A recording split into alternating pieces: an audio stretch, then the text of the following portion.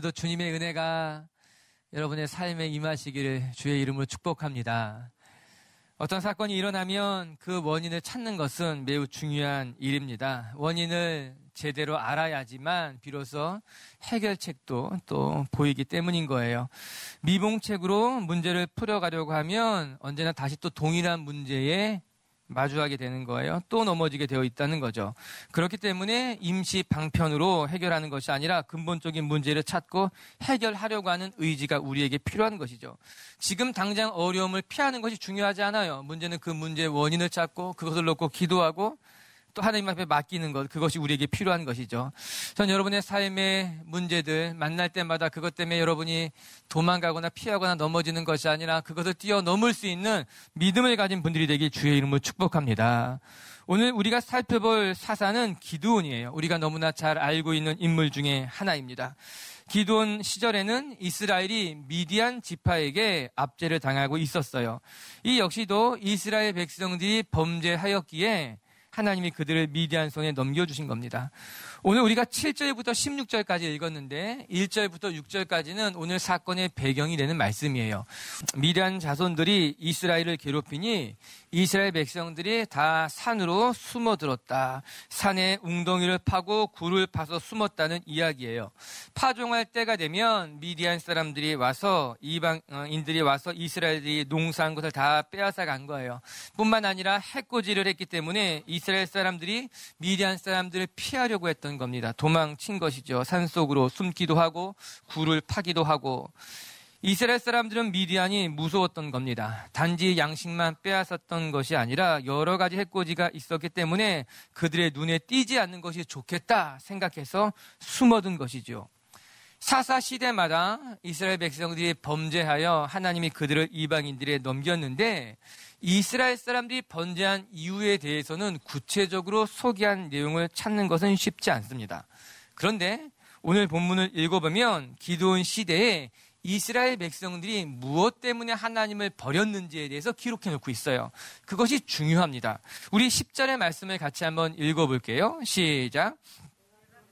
내가 또 너희에게 이르기를 나는 너희의 하나님 여호와이니 너희가 거주하는 아모리 사람의 땅의 신들을 두려워하지 말라 하였으나 너희가 내 목소리를 듣지 아니하였느니라 하셨다 하니라. 이는 이스라엘 사람들이 두려워했기 때문이다. 성경은 기록하고 있습니다. 하나님께서 분명 아모리 사람들의 신을 두려워하지 말아라 했지만 이스라엘 백성들이 그리하지 않았다는 것, 즉 이방인들의 신들을 두려워하기 시작했다라고 하는 거예요. 그래서 결국 이스라엘 백성들이 하나님을 떠났다. 하나님이 그 원인에 대해서, 이유에 대해서 말씀하고 있는 것 아니겠습니까? 이스라엘 백성들은요, 바알과 아스타롯을 섬기지 아니하면 풍작이 임하지 않을까, 그 두려운 마음이 들었던 거예요. 내가 이들의 신에게 절하지 아니하면 큰 어려움을 당하지 않을까, 이스라엘 백성들에게 막연한 두려움이 생긴 거예요. 막연한 걱정이 일게 된 거예요. 그로 말미암아 그들은 하나님을 섬기기보다는 바알에게, 아스타롯에게 절하고 숭배하기 시작했던 거죠. 그의 마음의 두려움이 하나님을 떠나게 한 거예요. 그 두려움이 이방신에게 절하게 했던 것이죠. 결국 이방신들에게 절했을 뿐만 아니라 그들을 음란하게 섬기게 됩니다. 이 두려움은 사람에 대한 두려움으로 이어지게 된 거예요. 이방 민족이 쳐들어올 때마다 사람을 두려워해서 숨은 거예요. 피한 거예요. 맞서 싸울 생각은 전혀 하지 못한 채 산으로 올라가 굴을 파고 숲속에 숨기에 바빴던 거죠.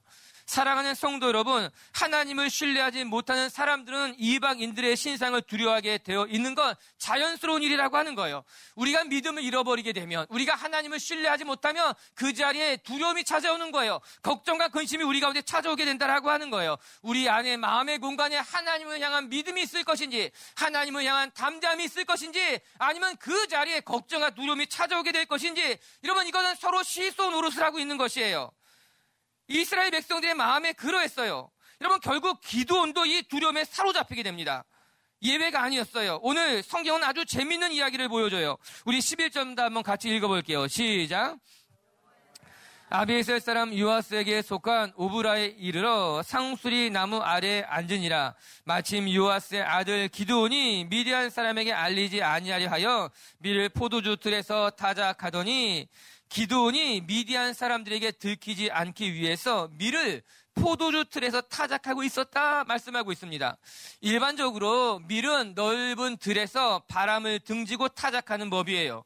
그래서 바람에 밀 껍데기가 날아가게 하면서 타작하는 법인데, 기드온이 이 밀을 타작하기 위해서 들로 나간 것이 아니라 포도주 틀에 숨어서 밀을 타작하기 시작했다는 거죠. 당시 사람들이 보기에는 매우 우스운 장면이 연출되고 있는 것 아니겠습니까?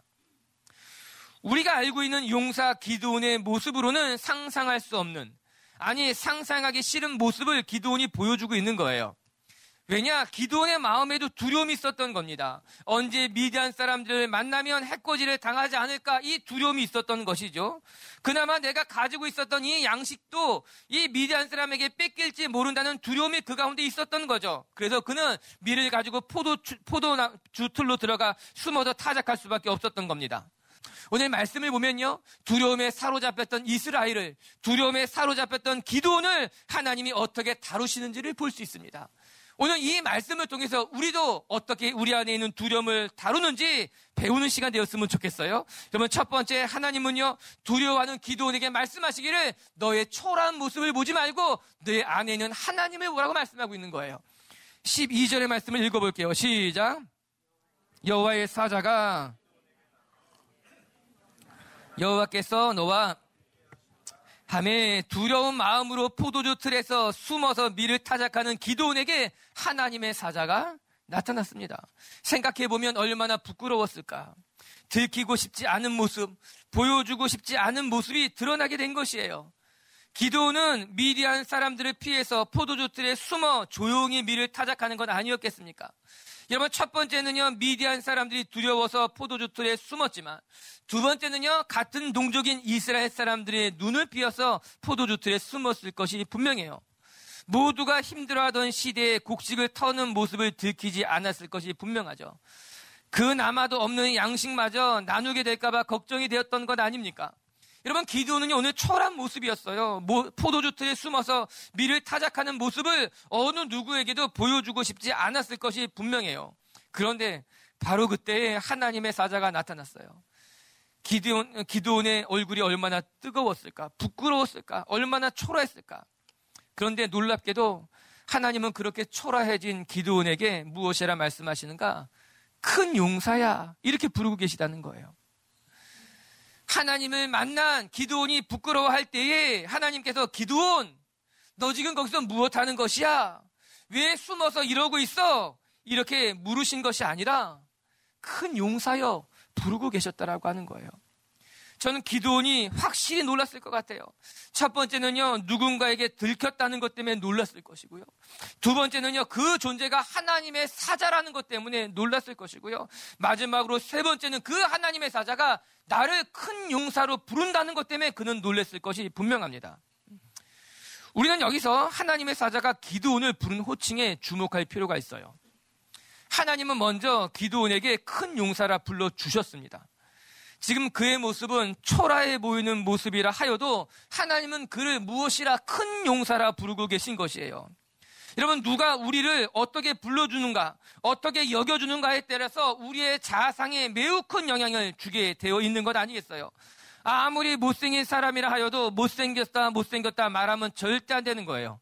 아무것도 할 줄 모르는 사람에게 너 할 줄 아는 게 아무것도 없구나 말하면 안 되는 거예요. 아무리 못생겨도 예쁘다 해야 되는 거예요.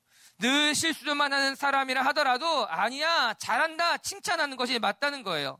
저는 여러분의 자녀들에게 여러분이 실체를 말하는 것이 아니라 칭찬할 수 있게 되기를 바라요. 물론 얼굴이 예뻐지는 것은 아니에요. 예쁘다 말한다고 해서 얼굴이 예뻐지면 얼마나 좋겠어요. 매일 예쁘다고 하겠죠. 얼굴이 예뻐지지는 않아요. 훌륭하다고 끊임없이 말한다고 해서 뭐 달라지는 건 아닐 수 있어요. 그러나 예쁘다고 이야기하고 훌륭하다고 끊임없이 말해주면 우리의 겉은 바뀌지 않을지 모르지만 우리의 속사람이 변하기 시작한다라고 하는 거예요. 자신이 생기게 되고 표정이 바뀌게 되고 사람을 대하는 태도가 바뀌는 것으로 말미암아 비록 얼굴은 변하지 않았을지 모르지만 그 얼굴의 빛이 바뀌는 거예요. 그 안에 속사람이 변하게 된다라고 하는 것이에요. 부정적인 것이 사라지고 그 안에 하나님이 역사하시기 시작하게 된다라고 하는 거예요. 두 번째, 하나님이 부르는 그 호칭 속에서 우리는 하나님의 계획을 발견하게 됩니다. 하나님이 기드온의 현 모습을 보고 어떠하든 간에 기드온을 큰 용사로 만드실 계획이 있었던 거예요. 그렇기 때문에 기드온을 큰 용사라고 부르는 것 아니겠습니까? 우리가 누군가의 이름을 지을 때는요, 두 가지 이유가 있어요. 첫 번째 짓는 경우는요, 현재의 모습이 그렇기 때문에 그 특징에 따라서 이름을 짓기도 하고 별명을 부르기도 하는 거예요. 그 사람이 예쁘면 예쁜이라고, 그 사람이 키가 크면 키가 크다, 자, 힘이 세면 장사다. 이는 그 사람이 가지고 있는 지금의 모습, 지금의 특징에 따라서 그 사람을 부르는 거예요. 이름을 짓기도 한다라고 하는 거예요. 두 번째는요, 지금의 모습이 아니라 할지라도 그 존재가 되어져 가라라는 의미에서 이름을 짓기도 하는 거예요. 예를 들면 나중에 이 나라의 소망이 되었으면 좋겠다, 그런 마음으로 우리의 자녀를 소망이라고 이름 짓기도 하는 거예요. 지금은 작지만 나중에는 큰 그릇이 되라라는 의미에서 너는 대성이라 부르기도 하는 거예요. 우리 나무의 이름은 나중에 크면 큰 나무가 되어서 많은 사람들이 쉬어가게 될 것이다 라는 소망을 가지고 너는 나무야, 그렇게 이름을 붙인 것 아니겠습니까? 오늘 하나님이 기드온을 부르실 때 그를 큰 용사라고 부른 것은 아마 두 번째 이유였을 거예요. 그는 비록 지금은 큰 용사가 아니라 할지라도 장차 너는 큰 용사가 되기를 바란다, 큰 용사가 될 것이다 라는 마음을 가지고 하나님이 기드온을 큰 용사라고 불렀다라고 하는 거예요. 즉, 이 한 절 속에서는 장차 기드온이 어떤 삶을 살아갈지에 대한 하나님의 그림이 그려져 있는 거예요. 지금은 비록 포도주 틀에서 숨어서 밀을 타작하는 인생일지는 모르지만 하나님이 그를 큰 용사라고 부를 때는 장차 내가 너를 큰 용사로 만들겠다고 하는 하나님의 계획이 그 이름에 담겨져 있다라고 하는 거예요. 그렇게 그를 만들어 가겠다고 하는 하나님의 의지가 담겨져 있다라고 하는 거예요. 그것이 이름인 거죠. 예수님이 시몬을 베드로라 부르셨을 때는 장차 베드로의 삶이 어떻게 될지를 우리는 어렵지 않게 상상할 수 있는 거예요. 지금은 시몬이지만 그는 교회의 반석이 될 것이다. 그는 든든한 그림이 될 것이다. 비록 실수투성이의 혈기왕성한 인물일지 모르지만 아마도 그는 장차 반석과 같은 존재가 되겠구나. 예수님은 그런 계획이 있었기 때문에 시몬을 베드로라 부른 것 아니겠습니까? 하나님이 아브라함을 하고 부르셨을 때는, 여러분, 아브라함은 그냥 부모의 존경받는 아비란 의미인 거예요. 그냥 지금은 내가 한 가정에 존경받는 아비일지 모르지만 나는 너를 아브라함이라 불러서 열국의 아비로 만들겠고 열국의 부모로 만들겠다고 하는 일종의 예언이에요. 선포예요. 하나님의 계획이었다라고 하는 거예요. 하나님은요, 아브라함을 바라보면서 아브라함을 보고 있었어요. 지금은 존경받는 아비였지만 장차 열국의 아비가 될 것을 바라보시면서 그의 이름을 아브라함이라고 부르고 있는 것 아니겠습니까? 두려움에 사로잡혀 쓰는 기드온에게 하나님은 찾아가셔서 그를 큰 용사라고 부릅니다. 내가 지금까지는 초라하고 지금까지는 부끄러운 삶을 살았지만 내 안에, 내 미래에는 나의 계획이 있고 나의 숨겨진 뜻이 있고 나는 너를 큰 용사로 만들겠다는 하나님의 계획을 그에게 보여준 것 아니겠어요? 다시 말하면 두려움에 사로잡혀 있었던 기드온에게 하나님은 너의 지금을 보지 말고 너의 미래를 보며 장차 하나님의 행하실 것을 바라보라고 말씀하고 있는 것 아니겠습니까? 우리 빛의 교회 성도 여러분, 지금의 모습에 낙심할 것이 아니라, 지금의 연약함 때문에 초라해지는 것이 아니라 장차 여러분에게 행하실 하나님을 믿음의 눈으로 바라보게 되길 주님의 이름으로 축복합니다. 지금의 우리 모습은 기드온일지 모르지만 장차 우리는 하나님의 큰 용사가 될 줄로 믿습니다. 그것이 하나님의 약속이고 하나님이 두려움에 사로잡혔던 기드온을 다루시는 방법이라고 하는 거예요. 오늘도 우리에게 오셔서 큰 용사여 말씀하시는 주님을 믿음의 눈으로 바라볼 수 있는 저와 여러분이 될 수 있게 되길 주의 이름으로 축복합니다. 두 번째, 두려움에 떨고 있었던 기드온에게 하나님은 어떻게 말씀하시는가? 내가 너와 함께 하겠다 약속하고 계신 거예요. 12절의 말씀을 다시 한번 읽어볼까요? 시작. 여호와의 사자가 기드온에게 나타나 이르되 너와 함께 계시도다 하매, 큰 용사라 부르신 후에 하나님이 무엇이라 말씀하셨습니까? 하나님이 너와 함께 하신다, 이 말씀이었어요. 좀 더 정확하게 표현해 보자면 하나님이 지금 너와 함께 하신다는 말씀인 거예요. 장차 내가 너와 함께 할 것이다 라는 이야기일 수도 있지만 그보다 오늘 이 말씀의 강조점은 어디에 있는가? 하나님이 지금 너와 함께 하신다라고 하는 거예요. 내가 여기서 초라하게 포도주 틀에서 밀을 타작할 때에도 하나님은 지금 너와 함께 하시다는 것을 말씀해 주고 있는 거예요. 너의 인생의 사람들 앞에서 부끄러울 때, 너가 미디안 사람들을 두려워할 때에 하나님은 여전히 너와 함께 한다는 것을 말씀하고 계신 거예요. 우리 하나님은요, 기드온에게 무엇이 필요한지 누구보다도 정확하게 알고 계셨어요. 그래서 기드온에게 가장 필요한 말씀을 해주고 계신 거예요. 두려워하는 기드온에게 필요한 것, 여전히 하나님은 너와 함께 하신다는 약속이었어요. 너는 혼자인 것 같지만 혼자가 아니라는 것이 필요했어요. 너는 두려워하고 있지만 너는 두려워할 이유가 없다는 것을 하나님은 말씀하기를 원했다라고 하는 거예요. 여호와의 사자가 나타나서 가장 먼저 전한 메시지가 이 메시지였어요. 저는 이 말씀이 너무나 감사해요. 하나님이 기드온에게 사명을 주기 전에 내가 너와 함께 하겠다는 것을 먼저 말씀하신 거예요. 기드온이 해야 될 일을 말씀하기 전에 나는 너와 함께하고 너는 나와 함께하는 사람이라는 것을 하나님이 벌써 말씀하셨다라고 하는 거예요. 여러분 기억하시기 바랍니다. 하나님은요, 우리에게 사명을 주기 전에 우리와 먼저 함께 하시는 분인 거예요. 하나님 우리와 함께 하시면서 우리에게 사명을 깨닫게 하시는 분이 우리 하나님이라고 하는 거예요. 돌이켜 생각해 보면요, 하나님은요 지금까지 기드온과 함께 하셨어요. 그가 산에서 웅덩이를 파고 굴에 숨어 있을 때도 기드온과 함께 했고요. 밀을 들고 포도주 틀로 들어갈 때에도 하나님은 그와 함께 했고요. 그가 주위의 눈치를 살피면서 조용히 밀을 타작할 때도 하나님은 여전히 기드온과 함께 했다라고 하는 거예요. 아니요, 하나님은 이스라엘을 떠난 적이 없었던 거예요. 이스라엘이 범죄해서 미디안 손에 압제를 당할 때도 하나님은 이스라엘을 떠나지 않고 그들 곁에 머무셨으며, 이스라엘이 고통 중에 하나님을 부르짖을 때도 하나님은 그 고통의 소리를 듣고 이스라엘과 함께 했다라고 하는 거예요. 우리가 잊지 말아야 될 것은 하나님은 지금도 여전히 저와 여러분과 함께 하신다라고 하는 거예요. 우리가 보잘것없고 우리가 연약하고 우리가 하나님 보시기에 무엇인가 못마땅한 것 같이 느껴질 때도 하나님 우리를 결코 떠나지 않는 분이 우리 하나님이라고 하는 거예요. 그래서 하나님의 사자는 기드온에게 나타나서 그 말씀을 가장 먼저 전한 거예요. 하나님이 지금 너와 함께 한다는 것. 말씀을 좀 더 읽어볼게요. 13절을 같이 한번 읽어볼까요? 시작. 오 나의 주여 여호와께서 우리와 함께 계시면 어찌하여 이 모든 일이 우리에게 일어났나이까. 또 우리 조상들이 일찍 우리에게 일어나 우리를 애굽에서 올라오게 하신 것이 아니냐 한 이 모든 이적이 어디 있나이까. 이제 여호와께서 우리를 버리사 미디안의 손에 우리를 넘겨주셨나이다. 아니 여러분 13절은 매우 긴 절이에요. 한 절이라고 말하기는 너무 과할 만큼 아주 긴 절인데, 이게 기드온의 기도라고 보기보다는 어떤 항변이었어요. 하나님에 대한, 천사에 대한 그의 마음이 튀어나온 거예요. 무엇인가, 하나님 만약에 당신이 지금 우리 민족과 함께 한다면 우리가 이런 환난을 당할 수 있겠습니까? 하나님이 우리와 함께 하신다면 이 고통이 우리에게 있을 수 있겠습니까? 기도의 마음이었어요. 우리가 이런 고난을 당하는 것을 보면 하나님이 우리를 버린 것이다. 우리 가운데 이런 환난이 있는 것을 보면 하나님이 우리를 잊은 것이다. 이게 기도의 마음이었던 거죠. 여러분 사실 이 질문에 대한 대답은 이미 성경에 말해주고 있어요.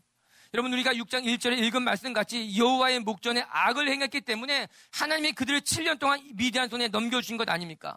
이스라엘의 부족함, 연약한 범죄였어요. 그러나 기드온은 자신들의 잘못은 잊은 채 하나님 탓만 하고 있는 거였어요. 마치 방귀 낀 놈이 성낸다고 자기들이 잘못한 것은 전혀 생각하지 않고 오히려 하나님의 잘못이고 하나님이 함께하지 않았기 때문에 우리가 이런 고난을 당한다는 거였어요.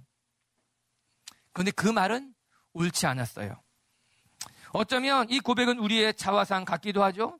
사실 이 상황은 우리도 그렇게 이야기할 때가 있어요. 그런데 우리가 기억해야 될 것은요, 이 상황이 누구의 잘잘못을 따지기 전에 저는 말씀을 보면서 기드온의 마음에 이런 상처가 남아 있었구나, 이걸 보게 되는 거예요.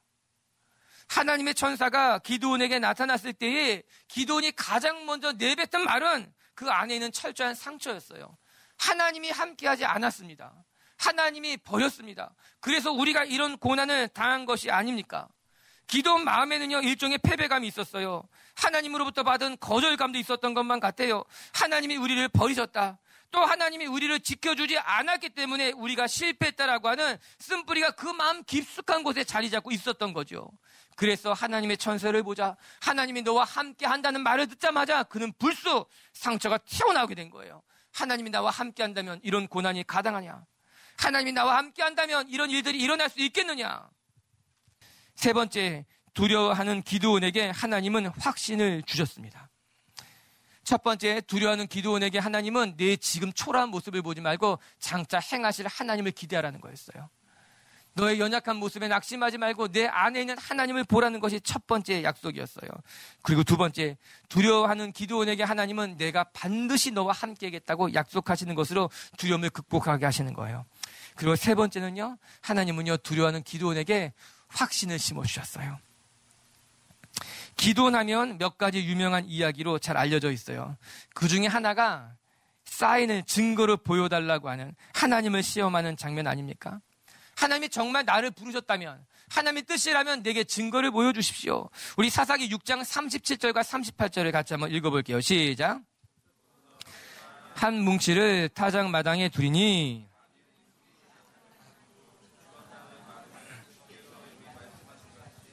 내 손으로 이스라엘을 구원하실 줄을 내가 알겠나이다 하였더니 그대로 된지라. 이튿날 기드온이 일찍이 일어나서 양털을 가져다가 그 양털에서 이슬을 짜니 물이 그릇에 가득하더라. 오늘 기드온이 하나님을 시험하는 장면이었어요. 정말 하나님이 나를 부르셨다면, 하나님이 정말 나와 함께 하신다면 이 양털 손뭉치를 밖에 둘 터이니 밤중에 비가 내리더라도 이 양털만 젖고 바닥은 비가 이슬에 젖지 않게 해주십시오. 못 됐지요. 하나님을 시험하는 거예요. 하나님의 뜻이라면 한번 보십시다. 이런 기적이 일어날 수 있는지. 그냥 놀랍게도요, 그 시험에 하나님이 응하십니다. 그래, 내가 그 시험을 받아줄게.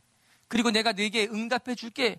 아니나 다를까 아침에 일어났는데 바닥은 말랐지만 그 손뭉치만큼은 젖어 있었어요. 그것을 짜니 물이 흥건히 나왔다고 성경 이야기하고 있는 것 아니겠습니까? 그러면 됐어요. 아니요. 그러나 기도는 거기서 멈추지 않았어요. 다시 하나님을 시험합니다. 하나님, 정말 하나님이 나를 부르셨다면 이제는 뒤집어 주십시오. 지면에는 다 이슬이 맺혔지만 이 손뭉치만큼은 이슬이 맺지 않게 해주십시오.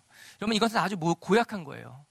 왜냐하면요, 여러분, 다 마르고 손뭉치만 젖는 거면요, 그나마 그래도 가능성이 좀 더 있어요. 왜냐하면 온도차에 따라서, 기온차에 따라서 이 이슬이 차가웠다가 온도가 올라가면은 습기를 먹을 수 있는 거잖아요. 그렇죠? 그런데 두 번째 요구한 것은 그 반대인 거예요. 바닥에는 습기가 고여 있는데 손뭉치만큼은 바싹 마르게 해달라는 거죠. 아주 고약하죠. 이건 있을 수 없는 일인 거예요. 근데 이것에 하나님이 응하십니다. 오케이. 그 다음 날이 됐어요. 그 다음 날이 됐는데 정말 바닥에는 이슬이 가득 맺혀 있었지만 마치 그 손뭉치는 무슨 그릇을 덮어놓은 것처럼 바싹하게 말라 있었다는 거였어요. 하나님이 굳이 기드온의 그런 조건에 응답할 이유는 없었지만 하나님은 기드온에게 확신을 주고 싶었던 것 같아요. 끊임없이 두려워하던 기드온에게, 확신 없이 그렇게 흔들리는 기드온에게 하나님은 확신을 주고자 놀라운 일들을 보여주었죠. 말씀을 정리하십시다. 여러분, 우리가 믿음의 길을 걸어갈 때 두려움을 극복하지 않고는 믿음의 길을 걸어가기는 쉽지 않은 일이에요. 이에 하나님은 기드온을 부르시면서 그 기드온의 두려움을 없애시기를 원했던 거예요. 오늘 기드온의 두려움을 거두어 가신 것처럼 저와 여러분 안에 있는 두려움을 거두어 가시고 우리 가운데 하나님의 길을, 하나님의 사명을 부르시는 하나님의 은혜가 있을 줄로 믿습니다. 사사기 6장 24절의 말씀 같이 한번 읽어봐요. 우리 시작. 기드온이 여호와를 위하여 거기서 제단을 쌓고 그것을 여호와 살롬이라 하였더라. 그것이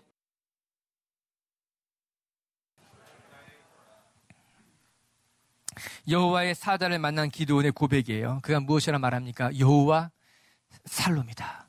살롬이란 뜻은 여호와는 평강의 하나님이란 뜻이라고 하는 거예요. 두려움에 사로잡혔던 기드온이 결국 하나님을 만나고 무엇이라고 고백하는가? 평강의 하나님이라고 고백하는 거예요. 내가 지금까지는 두려움에 사로잡혀 있었고 모든 것이 겁이 났고 모든 것이 두렵고 모든 것을 피해 다녔지만 이제 내가 하나님을 만나니 하나님은 샬롬의 하나님, 평강의 하나님이라고 그의 삶이 완전히 다른 모습으로 변했다라고 하는 거예요. 두려움에서 확신으로 나아간 거예요. 두려움에서 평강으로 나았다라고 하는 거예요. 두려움의 자리에서 샬롬의 자리로 나아가게 된 것이에요. 사랑하는 빛의 교회 성도 여러분, 우리 빛의 교회 성도들도 두려움의 자리에서 믿음의 자리로, 확신의 자리로, 여호와 샬롬의 자리로 여러분의 자리를 옮기게 되기를 주님의 이름으로 축복합니다. 지금 내가 있는 자리가 무엇인가 불확실하고 안정된 것이 없고 두렵다 할지라도 하나님 오늘 우리 가운데 나타나셔서 말씀하실 거예요. 큰 용사야 일어나라. 하나님이 너와 반드시 함께하리라. 두려움의 종이 되는 것이 아니라 두려움을 다스리고 극복하고 두려움을 통해 하나님의 영광을 보는 분들이 되기를 주님의 이름으로 축복합니다. 첫 번째, 두려워하는 기도원에게 하나님은 말씀하셨어요. 지금의 너 초라한 모습을 보지 말고 내 안에 하나님의 계획을, 하나님의 가능성을 보라고 말씀하시는 거예요. 우리 기도원처럼 여러분도 지금 여러분의 모습에 낙심하지 말고 장차 여러분에게 행하실 하나님의 역사를 바라보는 믿음의 눈을 뜨길 주님의 이름으로 축복합니다. 두 번째, 두려워하는 기도원에게 하나님은 말씀하셨어요. 반드시 내가 너와 함께하리라.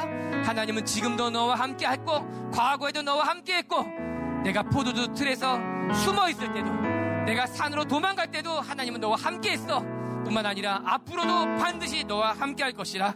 이 믿음의 말씀이 여러분에게도 있게 되길 주의 이름으로 축복합니다. 세 번째, 두려워하는 기도원에게 하나님은 확신을 심어주었어요. 저는 우리에게 기도원과 동일한 방법이 아니라도 하나님은 여러분에게 확신을 주실 줄로 믿습니다. 눈에 보이는 것에 마음을 빼앗기지 않고 믿음의 길로 나아갈 때 하나님이 주시는 담대함이, 확신이 우리를 지키게 될 줄로 믿습니다.